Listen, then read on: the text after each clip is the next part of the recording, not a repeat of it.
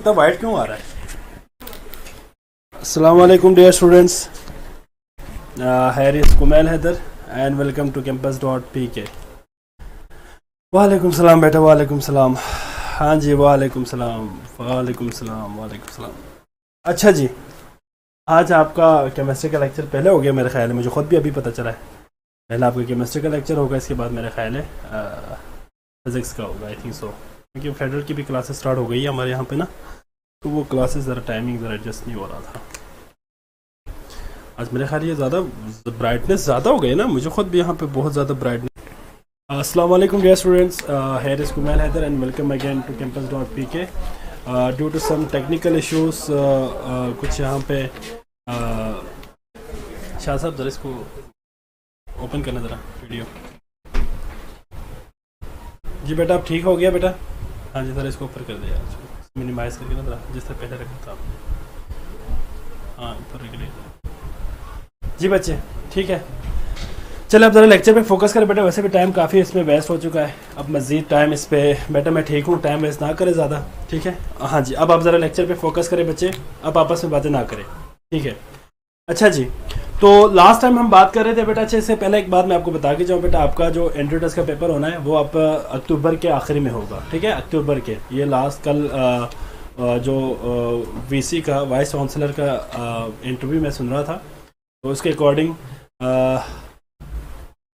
हाँ जी, उसके अकॉर्डिंग आपका जो पेपर होगा एमडी कैट का, यूएचएस की मैं बात कर रहा हूँ, वो आपके अक्टूबर में होगा, ठीक है। 6 मंथ इस साल उन्होंने सेशन आगे डिले कर दिया एमबीबीएस का। जिन बच्चों का एमबीबीएस में हो जाएंगे अल्लाह करे, वो 6 मंथ बाद ही, एक तरह से 6 मंथ बाद, 6 मंथ लेटर उनकी क्लासेस स्टार्ट हो गई है। सो ज़रा लेक्चर ज़रा हम देखते हैं बेटा, ठीक है। आज का हमारा लेक्चर है दैट इज केमिकल एनर्जेटिक्स में स्टेट फंक्शंस। बेटा आप आपस में बातें बिल्कुल नहीं करनी। स्टेट फंक्शन,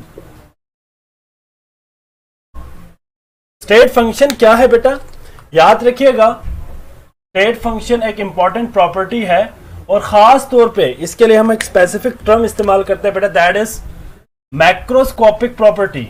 मैक्रोस्कोपिक प्रॉपर्टी है, ठीक है। अब मैक्रोस्कोपिक प्रॉपर्टी क्या चीज है बच्चे? Macroscopic property means the property which can be measurable, वो प्रॉपर्टी जो आप मेजर कर सकते हैं। मेजरेबल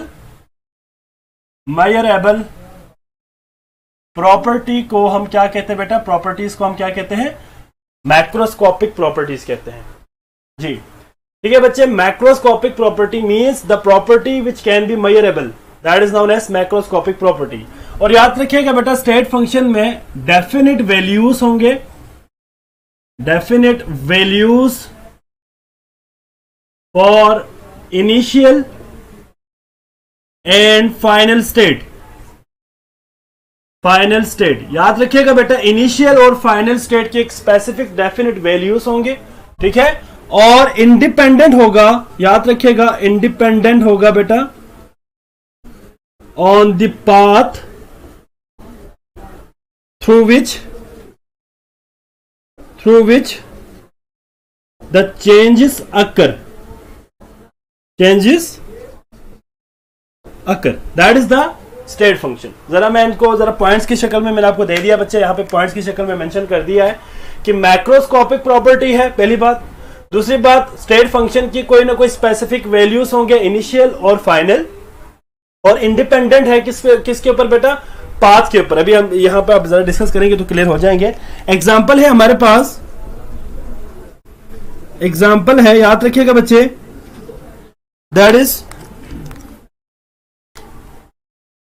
आपके पास इसमें टेम्परेचर है, टेम्परेचर है जिसको हम डेल्टा टी से लिखते हैं बेटा, ठीक है। और प्रेशर है जिसको हम डेल्टा पी से लिखते हैं। ये नाम आपने याद रखने बेटा, डेल्टा पी के साथ लिखेंगे इसको। इसके बाद आपके पास वॉल्यूम है, वॉल्यूम है जो कि हमारे पास डेल्टा वी से लिखेंगे। इंथैल्पी है, इंथैल्पी को हम डेल्टा वी, डेल्टा एच से लिखेंगे, इंथैल्पी, ठीक है बच्चे, दैट इज डेल्टा एच। और इसके अलावा इंटरनल एनर्जी है, अभी हम पढ़ेंगे internal energy, that is delta E, these are basically क्या है बच्चे, स्टेट फंक्शंस। बच्चे अली आपस में बातें ना करो। अली बेटा मैं आपको लास्ट वार्निंग दे रहा हूं, पहले भी मैंने एक दफा आपको मना कर चुका है, फिर बातें कर रहे हो। हाँ जी, आप सिर्फ और सिर्फ लेक्चर पे फोकस करें, आपस में बातें बिल्कुल ना करें, वरना मैं आपका चेयर डिसेबल कर दूंगा, ठीक है। अच्छा जी, तो बेटा याद रखिएगा कि आपके पास जो मैक्रोस्कोपिक प्रॉपर्टी है उसमें टेम्परेचर है, प्रेशर है, वॉल्यूम है, इंथैल्पी है, इंटरनल एनर्जी। और एमसीक्यूज के हवाले से, यार बोर्ड ब्लर आ रहा है देखिए शाह साहब, एमसीक्यूज के हवाले से बेटा याद रखिएगा कि आप लोग एमसीक्यूज के हवाले से याद रखिएगा बेटा कि आपके पास, यार ये ब्लर आ रहा है। अच्छा जी ठीक है, जरा बोर्ड पे देखिए बच्चे सारे। अच्छा जी, इसको हम क्या कहेंगे बच्चे, इसको हम कहेंगे स्टेट फंक्शन। और एमसीक्यूज के हवाले से याद रखिएगा बच्चे, एमसीक्यूज के हवाले से याद रखिएगा कि वर्क और heat is not a state function, ये स्टेट फंक्शन नहीं है। तो एमसीक्यूज में अगर आपसे पूछे कि भाई which one of the following is not a state function, तो आपने याद रखनी बेटा work and heat is not a state function, क्योंकि इनके ये बेसिकली डिपेंड करते हैं जिस पाथ से ये चेंज हुआ है इसके ऊपर डिपेंड करती है, इसलिए। जी बेटा शकीला क्या मसला है बेटा? हाँ जी, अच्छा जी बेटा, तो यहां तक हो गया बेटा सबको क्लियर स्टेट फंक्शन क्या चीज है। स्टेट फंक्शन वो प्रॉपर्टी है, मैक्रोस्कोपिक प्रॉपर्टी, जिसकी जो है कोई स्पेसिफिक इनिशियल और फाइनल वैल्यूज होंगे और ये पाथ के ऊपर डिपेंड नहीं करेंगे। जबकि अगर हम बात करते हैं बेटा वर्क और हीट की, तो यहां पे याद रखिएगा वर्क और हीट बेसिकली डिपेंड करती है किसके ऊपर, जिस पाथ से ये चेंज हुआ है उसके ऊपर डिपेंड करेंगे। शकीला बेटा आप फुल स्क्रीन करके देख ले, फुल स्क्रीन करके देख ले, और साथ में ब्राइटनेस जरा या आपके जो क्वालिटी है उसको जरा चेंज करके देखें। यहाँ पे मेरे ख्याल है क्लियर हो गया, ठीक है बच्चे। तो यहाँ पे आपने याद रखनी बेटा स्टेट फंक्शन, आपने ये इंपॉर्टेंट है पेपर के हवाले से, एमसीक्यूज के हवाले से आपने इसको याद रखनी है। यहाँ पे बेसिकली जो डेल्टा टी है ये बेसिकली आपके पास क्या है बच्चे, स्टेट फंक्शन है। यहाँ पे एक बात याद रखिएगा कि आपके पास फॉर एग्जाम्पल लेट सपोज मैं बात करता हूँ बेटा यहाँ पे फॉर एग्जाम्पल डेल्टा टी की, तो डेल्टा टी किसके बराबर होगा बेटा, final temperature minus initial temperature. अब आपके पास यहाँ पे ये जो डेल्टा टी है, this delta T is basically क्या है बच्चे, स्टेट फंक्शन, ये स्टेट फंक्शन है। आपने याद रखनी बेटा कभी भी स्टेट फंक्शन को आप विदाउट डेल्टा इस्तेमाल नहीं करेंगे, विदाउट डेल्टा सिर्फ और सिर्फ टी की अगर हम बात करें तो ये स्टेट फंक्शन नहीं है। स्टेट फंक्शन के लिए आपके पास दो वेरिएबल्स होना चाहिए, दो चेंजेस आना चाहिए, T2 और T1, इनिशियल और फाइनल आपके पास होना चाहिए। और किस तरह से T1 से T2 हुआ है इसके ऊपर डिपेंड नहीं करेगा, उस पाथ के ऊपर डिपेंड नहीं करेगा, जिस कंडीशन पे आपने फॉर एग्जांपल एक कंडीशन आपने अप्लाई किया और टेम्परेचर T1 से T2 हो गया, इसके ऊपर ये डिपेंड नहीं करेगा, सिर्फ और सिर्फ इनिशियल और फाइनल के ऊपर ही डिपेंड करेगा। That is the state function. ठीक हो गया बच्चे, यहां तक क्लियर हो गया सबको। इसके बाद आपके पास नेक्स्ट इसी में टॉपिक आएगा, that is internal energy and first of thermodynamics. तो हम सबसे पहले इंटरनल एनर्जी को देखेंगे। इंटरनल एनर्जी, इसको हम कैपिटल ई से रिप्रेजेंट करते हैं, इंटरनल एनर्जी। अच्छा जी, इंटरनल एनर्जी क्या चीज है बेटे, जरा गौर से देखिएगा जरा। इंटरनल एनर्जी को हम रिप्रेजेंट करते हैं कैपिटल ई से, ठीक है बच्चे, कैपिटल ई से रिप्रेजेंट करते हैं। इंटरनल एनर्जी हमारे पास याद रखिएगा बच्चे दो टाइप्स के होंगे, ठीक है बच्चे।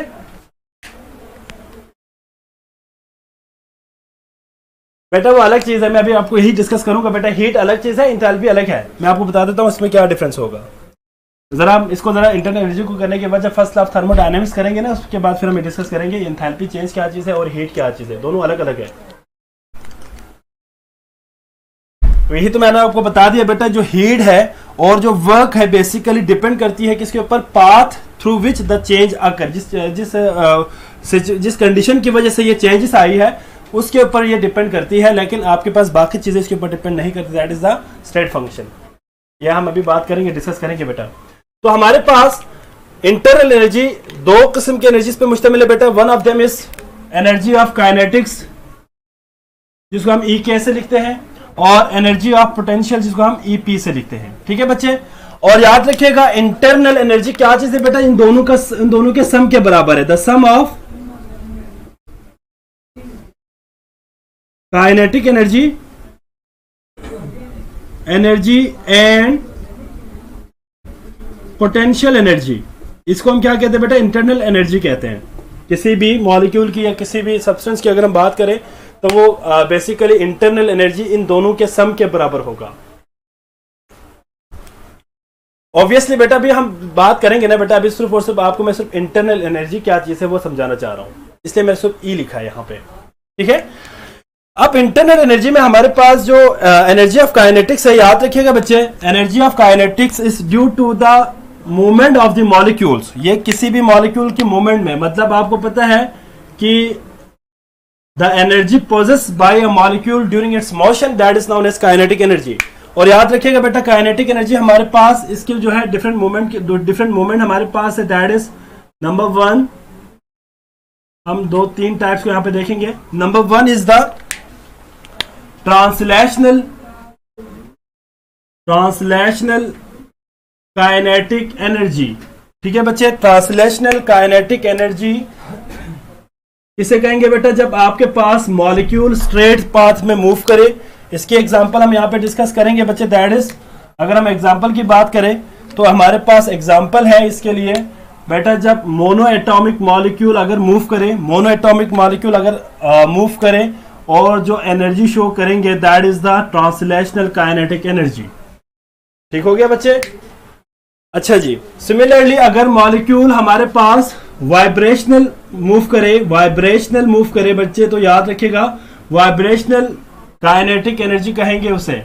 ठीक है बेटा, if a molecule show to and fro motion about it mean position, जिसको हम क्या कहते हैं बेटा, जिसको हम वाइब्रेशनल मोशन कहते हैं। और this property is basically the property of diatomic molecules. ये किन की होती है बेटा, डाई एटॉमिक मॉलिक्यूल्स की होती है।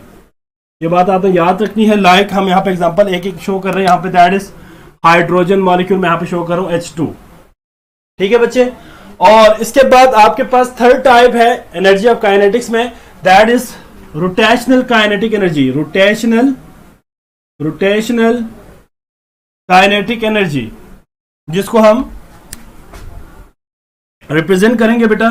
और याद रखिएगा this type of rotational kinetic energy will shown by the molecule which are triatomic molecule like BF3 boron trifluoride को यहाँ पे मैंने एग्जांपल दिया है बेटा। ठीक है, तो इन मॉलिक्यूल्स की हमारे पास जो एनर्जी होगी बेटा that is the rotational kinetic energy. तो बेटा आपने ये बात याद रखनी है कि हमारे पास अगर मोनोएटॉमिक मॉलिक्यूल हो तो उनके पास सिर्फ और सिर्फ ट्रांसलेशनल काइनेटिक एनर्जी होगी, लेकिन जो डाई एटॉमिक मॉलिक्यूल्स हैं उनके अंदर वाइब्रेशनल काइनेटिक एनर्जी भी होंगे बेटा और ट्रांसलेशनल काइनेटिक एनर्जी भी होंगे। और जबकि आपके पास ट्राई एटॉमिक मॉलिक्यूल्स के अंदर रोटेशनल काइनेटिक एनर्जी के साथ साथ वाइब्रेशनल भी होंगे बेटा और ट्रांसलेशनल भी होंगे। मीन टू से जो हमारे पास मोनोएटॉमिक मॉलिक्यूल्स हैं उनके अंदर जो कैरेक्टरिस्टिक हमारे पास एनर्जी होगी, काइनेटिक एनर्जी होगी, जिनको हम क्या कहते हैं, ट्रांसलेशनल काइनेटिक एनर्जी कहते हैं। क्लियर हो गया बेटा सबको यहां तक? हाँ जी, किसी बच्चे को कोई प्रॉब्लम है तो बता सकते हैं। इसके बाद एनर्जी ऑफ पोटेंशियल। जी बच्चे क्लियर हो गया सबको यहां तक? जरा बताएं मुझे जरा, अगर किसी बच्चे को कोई प्रॉब्लम है इसमें तो बता सकते हैं। जी हाँ जी, और एनर्जी ऑफ पोटेंशियल की अगर हम बात करें तो all kind of attractive forces between the constituent particle, जो कॉन्स्टिट्यूएंट पार्टिकल्स है उनके दरमियान मौजूद तमाम के तमाम पॉसिबल अट्रैक्टिव फोर्सेस है उनको हम क्या कहेंगे बेटा, एनर्जी ऑफ पोटेंशियल कहेंगे या पोटेंशियल एनर्जी कहेंगे। ये भी हमारे पास दो टाइप्स के होते हैं बेटा, अगर आपको याद हो तो प्रीवियस लेक्चर्स में हमने इनको डिस्कस भी किया था। These are, number one is जो हमारे पास टाइप है, इसमें हम इसको इस तरह 1, 2 और 3 कर देते हैं। इसमें हमारे पास दो किस्म के होते हैं बेटा, एक हमारे पास है इंट्रा मॉलिक्यूलर पोटेंशियल एनर्जी और एक आपके पास है इंटर मॉलिक्यूलर पोटेंशियल एनर्जी। जी बेटा बोरॉन ट्राइफ्लोराइड है ना बच्चे, देखें जरा यहाँ पे, ये देखें बोरॉन है, 3 फ्लोरीन है आपके पास यहाँ पे, ठीक है बच्चे। तो ये आपके पास रोटेशनल काइनेटिक एनर्जी शो करेंगे, ये मूव करेंगे, ये रोटेशन करेंगे, इस तरह रोटेट करेंगे, इसलिए हम इसको रोटेशनल काइनेटिक एनर्जी कहते हैं, BF3। ट्रांसलेशनल सही था बेटा, ट्रांसलेशनल काइनेटिक एनर्जी तब होगी जब मॉलिक्यूल स्ट्रेट पाथ में मूव कर रहा हो, ठीक है, वो आपके पास इरेगुलर ना हो, बिल्कुल स्ट्रेट पाथ में मूव कर रहा हो, तो ट्रांसलेशनल काइनेटिक एनर्जी होती है। वाइब्रेशनल काइनेटिक एनर्जी किससे कहेंगे, जिसमें आपके पास एक ही मीन पोजीशन पे टू एंड फ्रो मोशन करे, that is the vibrational motion. और जो रोटेशनल है वो रोटेट करेंगे। बेसिकली इनकी वजह से इनकी काइनेटिक एनर्जी होती है, इनको हम डिफरेंट टाइप यहाँ पे नाम दे दिया है। और याद रखिएगा बच्चे, जो आपके पास इंट्रामॉलिक्यूलर फोर्सेस है, जिनको हम ट्रू केमिकल बॉन्डिंग कहते हैं, ट्रू केमिकल फोर्सेस, जिसमें आपको पता है आयनिक बॉन्ड है, कोवेलेंट बॉन्ड है, कोऑर्डिनेट कोवेलेंट बॉन्ड है, ठीक है बच्चे, मेटालिक बॉन्ड है, these are basically intramolecular forces. और इंटरमॉलिक्यूलर फोर्सेस आपको पता है, जितने भी हमारे पास वेंडरवाल फोर्सेस है, वेंडरवाल्स फोर्सेस है, इनको हम क्या कहते हैं बेटा, इंटरमॉलिक्यूलर फोर्सेस। और इनको हम एब्रीवेट करते थे IMF से भी, इंटरमॉलिक्यूलर फोर्सेस से भी हम इसको रिप्रेजेंट करते हैं। रोटेशनल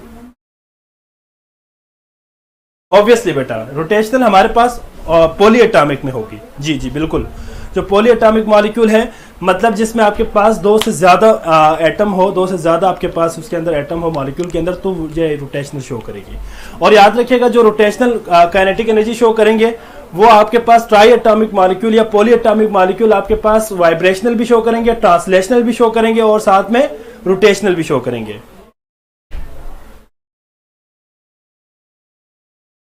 नहीं बच्चे देखें, उनमें रोटेशनल नहीं हो सकती। जो डबल बॉन्ड है ये बेसिकली सिस ट्रांस आइसोमर्स है, ये हम पढ़ेंगे नेक्स्ट उसमें, जहाँ पे ऑर्गेनिक केमिस्ट्री में हम इसको डिटेल पढ़ेंगे। जहाँ पे डबल बॉन्ड हो वहाँ पे रिस्ट्रिक्टेड होता है रोटेशन, वो अलग बात है बेटा, सिस ट्रांस आइसोमेरिज्म वो अलग चीज़ है। और यहाँ पे आपके पास डबल बॉन्ड की बात नहीं हो रही, आपके पास सिंपल उन मॉलिक्यूल्स की बात हो रही है जिनके अंदर सिंगल बॉन्ड है। ठीक हो गया बच्चे। और ये आपके पास एनर्जी ऑफ पोटेंशियल आ गया बेटा, दैट इज द क्या है बच्चे, एनर्जी ऑफ पोटेंशियल आपके पास, energy of potential is the all kind of attractive forces between the constituent particles present in a molecules। ठीक है बच्चे, तो यहां तक किसी बच्चे को कोई प्रॉब्लम है तो बता सकते हैं। जी बच्चे, बेटा मैंने इसके बाद आपको बहुत सारे एमसीक्यूज लिखवाने या बहुत सारे एमसीक्यूज की प्रैक्टिस करवाने बेटा, जिनमें तमाम कॉन्सेप्ट इस्तेमाल होगा, आप लोगों ने इसको अच्छी तरह से अंडरस्टैंड करना है। जी ठीक हो गया बच्चे, दैट इज अब हमारे पास नेक्स्ट इसी में टॉपिक आएगा बेटा, that is first law of thermodynamics. First law of thermodynamics याद रखिएगा बेटा। First law of dynamics is basically law of conservation of energy, जिसको हम law of conservation of energy कहते हैं बेटा। Energy can neither be created nor destroyed during a chemical reaction, but it only change from one form to another form. ठीक है बेटा, energy can neither be created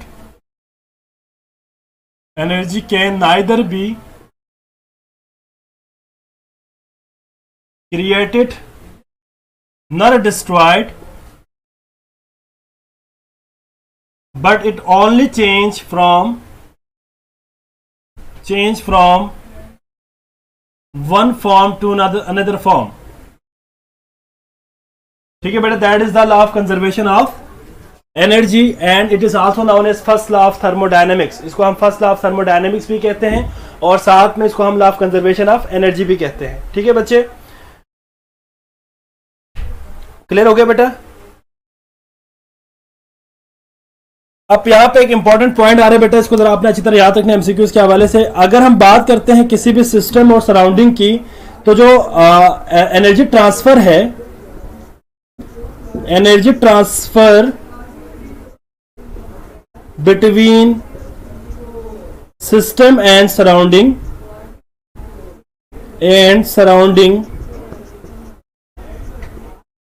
takes place in 2 different ways।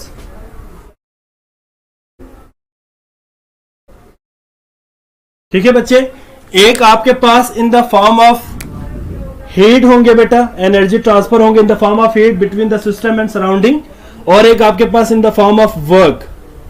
ठीक है बच्चे, energy transfer between system and surrounding. अभी हमने बात की ना बेटा कि जो एनर्जी है वो तो ना तो क्रिएट कर सकते हैं ना तो डिस्ट्रॉय कर सकते हैं, लेकिन एक शक्ल से दूसरी शक्ल में हम इसको कन्वर्ट कर सकते हैं। मीन टू से जो एनर्जी ट्रांसफर होंगे बिटवीन सिस्टम एंड सराउंडिंग हमारे पास दो वे से हो सकते हैं बेटा, या तो वो हीट के फॉर्म में कन्वर्ट हो सकते हैं या तो वो वर्क के फॉर्म में कन्वर्ट हो सकते हैं। अब यहाँ पे एमसीक्यूज के हवाले से याद रखिएगा कि हमारे पास जो हीट है इसको हम Q से रिप्रेजेंट करते हैं और वर्क को हम W से रिप्रेजेंट करते हैं। जरा गौर से मेरी बात जरा सुनना है आपने, यहाँ पे इंपॉर्टेंट पॉइंट आ रहे बेटा, इसको हम Q से रिप्रेजेंट करते हैं और इसको हम W से रिप्रेजेंट करते हैं। याद रखिएगा जो आपके पास हीट है, अगर हीट सिस्टम ने इवॉल्व किया है, अगर सिस्टम हीट दे रहा है तो बेटा याद रखिएगा it will shown by negative sign, work will be negative. इसको मैं सिंपल इस तरह लिखता हूं माइनस क्यू। माइनस क्यू से मुराद क्या है बेटा, the heat is produced by a system. अगर हम इसी सिस्टम को हीट दे दे, अगर वो एब्जॉर्ब कर रहा है तो बेटा हम हीट को किससे लिखेंगे, प्लस क्यू से लिखेंगे। प्लस क्यू और माइनस क्यू आपको याद रखनी बच्चे, ये पॉइंट इंपॉर्टेंट है कि अगर सिस्टम हीट प्रोड्यूस्ड करे तो माइनस क्यू और अगर हीट एब्जॉर्ब करे तो plus Q. Similarly work done by the system हो, अगर वर्क सिस्टम खुद वर्क कर रहा है, work done by the system हो तो बेटा याद रखिएगा that would show minus W. ठीक है बच्चे, माइनस डब्ल्यू से शो करेंगे हम इसको, माइनस साइन से शो करेंगे। और अगर work done on the system हो तो इसको हम किससे शो करेंगे बेटा, प्लस डब्ल्यू से शो करेंगे। अब यहां पे केमिस्ट्री के अंदर, ये बेसिकली फिजिक्स का है, डब्ल्यू आप फिजिक्स वर्क को आप फिजिक्स में डब्ल्यू से शो करते हैं, लेकिन केमिस्ट्री के अंदर हम इसी वर्क को, यहां पे हम आगे भी इस बात को डिस्कस करेंगे बच्चे, वर्क को हम केमिस्ट्री के अंदर in term of pressure volume work हम डिस्कस करेंगे। प्रेशर वॉल्यूम वर्क हम डिस्कस करेंगे। जो work done by the system हो या work done on the system हो, उनको हम in term of pressure volume discuss करेंगे, in term of pressure volume deal करेंगे। ठीक है बच्चे, केमिस्ट्री के अंदर हम वर्क को प्रेशर वॉल्यूम के टर्म में डिस्कस करते हैं। यहां तक तमाम बच्चों को क्लियर हो गया बेटा? एनी प्रॉब्लम यू हैव तो आप बता सकते हैं जी। एमसीक्यूज के हवाले से बेटा आपने याद रखनी है पॉइंट्स। क्लियर हो गया बेटा सबको जी? किसी को कोई प्रॉब्लम है यहां पे तो बता सकते हैं। अब हम जरा मैथमेटिकल फॉर्म की तरफ जाते हैं बेटा, जरा गौर से देखना है कि थोड़े से मैथमेटिकल फॉर्म आ जाएंगे और इन्हीं की मदद से हम एमसीक्यूज को भी सॉल्व करेंगे। मैथमेटिकल फॉर्म, मैथमेटिकल फॉर्म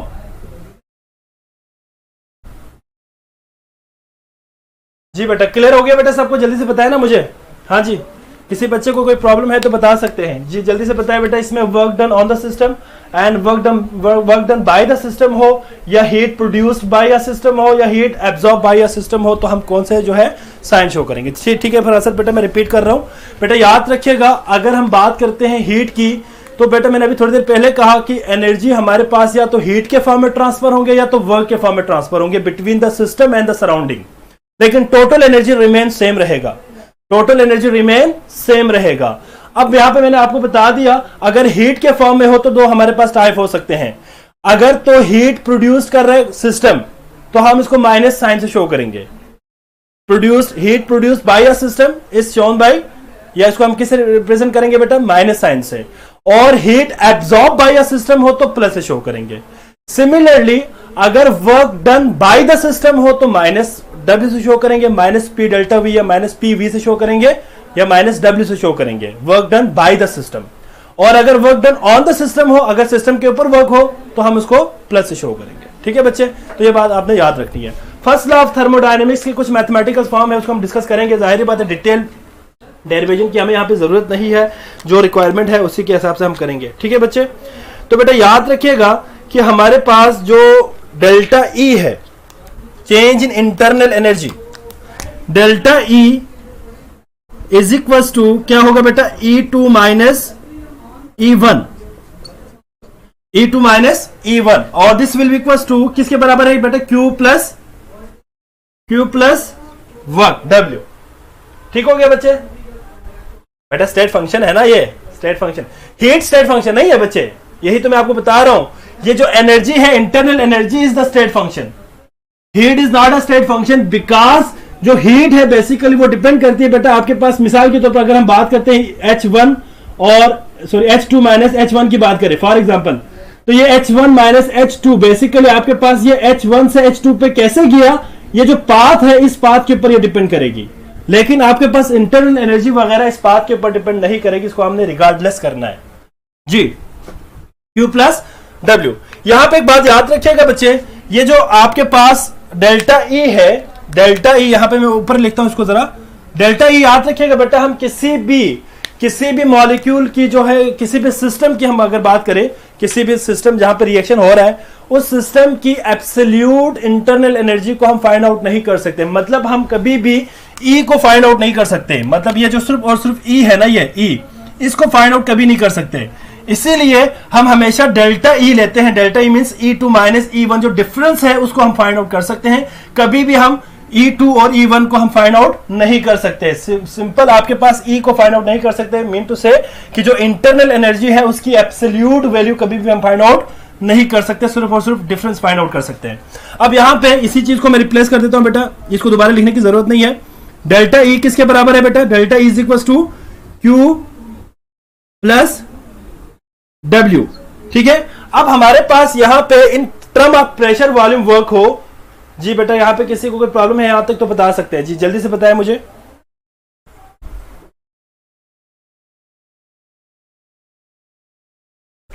जी।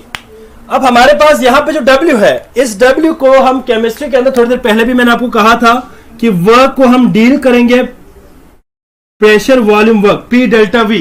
इस केस में प्रेशर कांस्टेंट है, वॉल्यूम में चेंज आ रहा है, ठीक है बच्चे। सो हम यहां पे वर्क की जगह पे क्या लिखेंगे बेटा, P डेल्टा V लिखेंगे, तो हमारे पास आएगा delta E is equal to Q plus P delta V, ठीक हो गया बच्चे।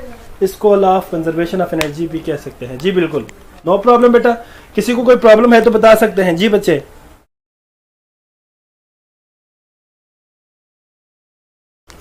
हाँ जी बच्चे, जल्दी से बताएं मुझे, किसी बच्चे को कोई प्रॉब्लम है तो बता सकते हैं। और आपने इस डेरिवेशन में किया होगा बेटा, फर्दर आपने ये एफएससी में जब आप रेगुलर क्लासेस में इसको डिराइव करते वक्त आपने डिस्कस किया होगा, अगर delta V is equal to 0 हो, चेंज इन वॉल्यूम अगर हमारे पास 0 हो, ठीक है बच्चे, तो ये इक्वेशन बन जाएगी, that is delta E is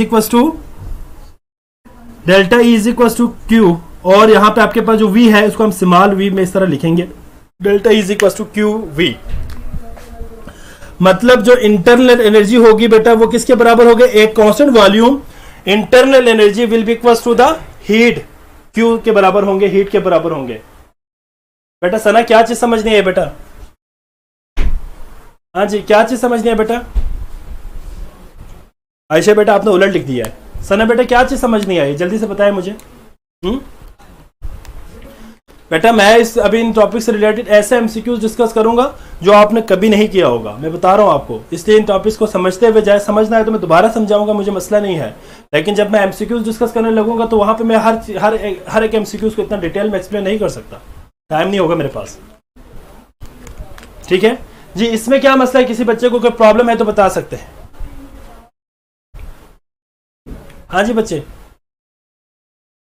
अच्छा जी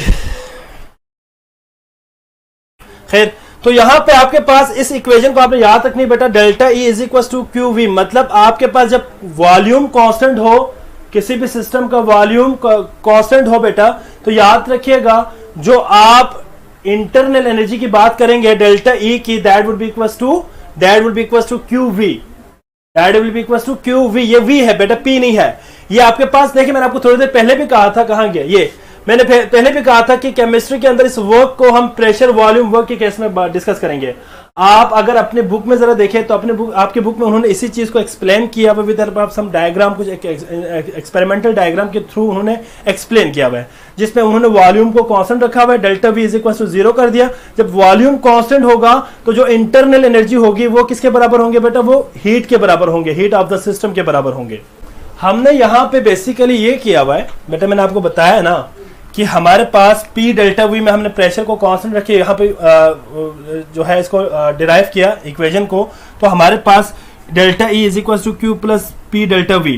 अब यहाँ पे चेंज इन वॉल्यूम को 0 क्यों रखा है बेटा, ये सारे डेरिवेशन आपके जो है बुक में दिया हुआ है, इसको यहाँ पे सारे डिस्कस करने की जरूरत नहीं। अगर मैं और मजीद इसको अगर आपको सिंप्लीफाई करूँ तो बेटा याद रखिएगा ये इक्वेशन आपके पास होगा बेटा किसके लिए, दिस इज फॉर गैसियस के लिए, ये गैसियस या गैसेस के लिए आपके पास ये होगा, और ये इक्वेशन आपके पास सॉलिड और लिक्विड के लिए होगा। आपको पता है सॉलिड और लिक्विड का जो वॉल्यूम है वो अप्रिशिएबल, या सॉलिड का तो बिल्कुल भी जो है वॉल्यूम चेंज नहीं होता बेटा, डेल्टा वी हमेशा जीरो रहता है, और लिक्विड के अंदर नेग्लिजिबल चेंज इन वॉल्यूम होता है। इसलिए हम इस इक्वेशन को यहाँ पे, मैंने आपको यही तो बताया था कि बेटा सारे डेरिवेशन यहाँ पे करना पॉसिबल नहीं होता, वही पॉइंट्स हमने डिस्कस करना होता है जो आपने आगे एमसीक्यूज में यूटिलाइज करना है। तो यहाँ पे बात चले, आप याद रखिएगा दिस इक्वेशन, ये जो आपके पास पी डेल्टा वी है, प्रेशर को कांस्टेंट रखे, जो डेल्टा वी है चेंज इन वॉल्यूम, ये गैसेस के लिए इक्वेशन होगी बेटा, और delta E is equal to Q V, this equation is used for solid and liquid, क्योंकि सॉलिड और लिक्विड के अंदर डेल्टा वी हमेशा जीरो के बराबर रहते हैं। ठीक है बच्चे, at constant volume change in energy is equal to heat, बिल्कुल ऑब्वियसली यही बात तो मैंने आपको बता दिया बच्चे। ठीक हो गया बेटा, क्लियर हो गया यहां तक सबको? हाँ जी बच्चे, यहां तक किसी बच्चे को कोई प्रॉब्लम है तो बता सकते हैं जी। इसके बाद enthalpy and different standard enthalpies. अब हम जरा इंथैल्पी को डिस्कस करते हैं बच्चे। Enthalpy and different standard enthalpies.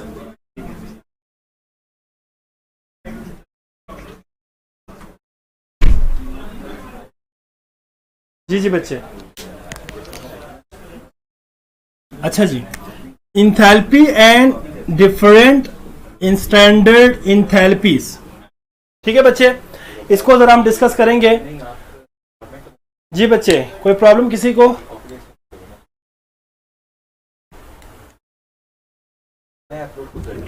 थोड़ी देर पहले हमने बात की बेटा, इंथैल्पी क्या चीज है बेटा? Enthalpy is the total heat content of a system, total heat content of a system, that is known as enthalpy. ठीक है बच्चे, मैथमेटिकली अगर हम इसको रिप्रेजेंट करें तो मैथमेटिकली बेटा याद रखिएगा, मैथमेटिकली हमारे पास ये होगा बेटा, दैट इज एच। उस लाइन का मतलब बता दें बेटा। अरुषे बेटा, ये इस टॉपिक से रिलेटेड नहीं है, आप मुझे मैसेंजर कर दीजिएगा, मैं आपको वहां पे रिस्पॉन्स करूंगा। अगर मैं इस चीज को यहाँ पे एक्सप्लेन करता रहूं तो मेरा सारा टॉपिक रह जाएगा। ठीक है बेटा अरुषे, ये अरुषे कौन है बेटा जिसने भी ये सवाल किया है बेटा? आप मुझे मैसेंजर पे क्वेश्चन कर लीजिएगा, मैं मैसेंजर पे आपको रिप्लाई दूंगा। यहाँ पे आपका लेक्चर, फिर आपका टॉपिक रह जाएगा, मुझे इस टॉपिक को कवर करने दें। ये टॉपिक कल के लेक्चर से रिलेटेड है, इसलिए मैं आपको इसका आंसर आपको मैं मैसेंजर पे ही दूंगा। ऑब्वियसली अगर यहाँ पे आंसर देते रहूँ तो आपका सारा टाइम इसी में वेस्ट हो जाएगा, क्योंकि आपने इतना लंबा क्वेश्चन पूछा, मैंने वो पढ़ा भी नहीं अभी। ठीक है बच्चे, अच्छा जी, H is equal to Q plus W. अब आपको पता है इंथैल्पी आपके पास एक स्टेट फंक्शन है, तो हम यहाँ पे क्या करेंगे बेटा? स्टेट फंक्शन, सॉरी क्यू नहीं है, यहाँ पे E है, sorry this is E, internal energy है ना ये, E प्लस डब्ल्यू। तो H is equal to E plus W है आपके पास, तो यहाँ पे जो H है दिस इज द इंथैल्पी, आपके पास इंथैल्पी है। तो इंथैल्पी स्टेट फंक्शन होने की वजह से हम इसके साथ क्या लिखेंगे बेटा? Delta H is equal to delta E plus. अब आपके पास वर्क तो आपको पता है ये स्टेट फंक्शन नहीं है, लेकिन केमिस्ट्री के अंदर हम इसको किस फॉर्म में लिखेंगे बेटा? Delta into PV, pressure volume के केस में लिखेंगे डेल्टा इंटू पीवी। ठीक हो गया बच्चे, यहां तक क्लियर हो गया सबको? Delta into PV. अब आप इसको जरा सॉल्व करें इस इक्वेशन को, तो ये आपके पास, मैं इसको आप ऊपर लिखूंगा जरा, ऊपर के इधर जगह नजर आ रहा है आपको? ठीक है, नजर आ जाएंगे। Delta H is equal to किसके बराबर होगा बच्चे? जरा बताया मुझे। डेल्टा E तो वही रहेगा, delta E is equal to, हाँ जी, यहाँ पे आपके पास एक दफा प्लस के साथ रहेगा, एक दफा माइनस के साथ रहेगा। एक दफा आपके पास प्रेशर कांस्टेंट रखेंगे, वॉल्यूम आपके पास आ जाएगा माइनस, एक दफा वॉल्यूम कांस्टेंट, और प्रेशर को हमने चेंज करना है। ठीक है बच्चे जी, क्लियर हो गया बेटा? हाँ जी, सबको क्लियर हो गया यहां तक बेटा? किसी को कोई प्रॉब्लम है तो बता सकता है जी बच्चे। अब हमारे पास प्रेशर कांस्टेंट है, ठीक है, यहां पे इस इक्वेशन में यहां पे मैं ऊपर लिखता हूं, डेल्टा पी कांस्टेंट है। जब delta P is equal to 0 हो, ठीक है बच्चे, कांस्टेंट है पी कांस्टेंट होने की वजह से डेल्टा पी 0 हो जाएंगे, तो यहां पे ये चीज, जो फैक्टर आपके पास, ये क्या हो जाएगा बेटा? ये 0 हो जाएगा। ठीक है, तो ये आपके पास आ जाएगा delta H is equal to delta E plus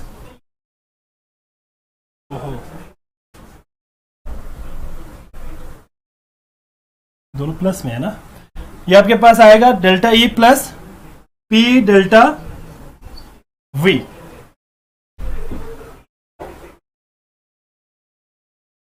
पर बेटा कहां पे क्या मसला हुआ है, इसमें मसला हुआ है बेटा। मैंने यहां पे ये कहा है कि जो आपके पास total heat content of a system है उसको हम इंथैल्पी कहेंगे, और इंथैल्पी को मैथमेटिकली हम H is equal to internal energy plus work. अब वर्क को हम किस टर्म में लिखेंगे, प्रेशर वॉल्यूम के टर्म में लिखेंगे, तो डेल्टा पीवी लिखेंगे। अब ये जो डेल्टा है वो इस पीवी के साथ मल्टीप्लाई होंगे। एक दफा आपने डेल्टा को पी को प्रेशर को कांस्टेंट रखना है, डेल्टा आपने वॉल्यूम के साथ लगाना है, एक दफा आपने वॉल्यूम को कांस्टेंट रखना है और डेल्टा को पी के साथ लगाना है। ठीक है बच्चे, तो यहां पे आपके पास फाइनल में ये इक्वेशन आएगी, delta E is equal delta E plus P delta we. ठीक हो गया बच्चे? हाँ जी बच्चे, क्लियर हो गया बेटा यहां तक सबको? किसी को कोई प्रॉब्लम यहां तक बेटा? बेटा आपके कहां पे माइनस, बेटा देखिए मैंने आपको पहले कहा कि अगर हम माइनस में शो करेंगे और प्लस में शो करेंगे तो बेटा याद रखिएगा minus work done by the system and plus mean work done on the system. ठीक हो गया बच्चे?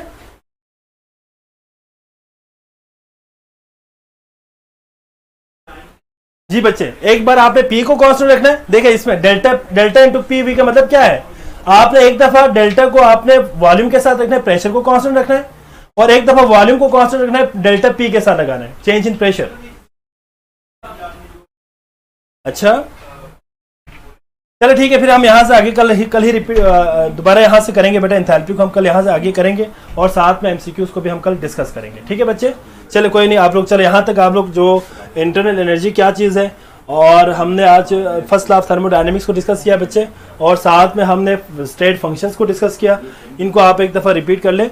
बाकी यहाँ से इंथैल्पी जो है, यहाँ पे इंथैल्पी और डिफरेंट स्टैंडर्ड इंथैल्पी से ही हम कल स्टार्ट कल से पढ़ेंगे, क्योंकि आज काफ़ी टाइम ज़ाया हुआ due to some technical issues, तो ये हम कल डिस्कस करेंगे। ठीक है बच्चे? तो लेक्चर के हवाले से अपने रिव्यूज़ लाजमी दे दीजिएगा बेटा, ठीक है? और अपना बहुत सारा ख्याल रखिएगा बेटा। अल्लाह हाफिज़। कल डिस्कस करेंगे बच्चे, कल डिस्कस करेंगे, कोई बात नहीं बेटा, कल डिस्कस करेंगे। अल्लाह हाफिज़ बेटा। यार मैथमेटिक्स बहुत वीक है बच्चों के यार वो बंद कर मेडिकल वालों की मैथमेटिक्स बहुत वीक है यार। उन्होंने कॉलेज में भी रेगुलर क्लास क्या होगा, आसान है कि बंद करना मुझे आसान भाई मेरे बताए मैसेज जी। आप एक बात गलत बता रहे हैं।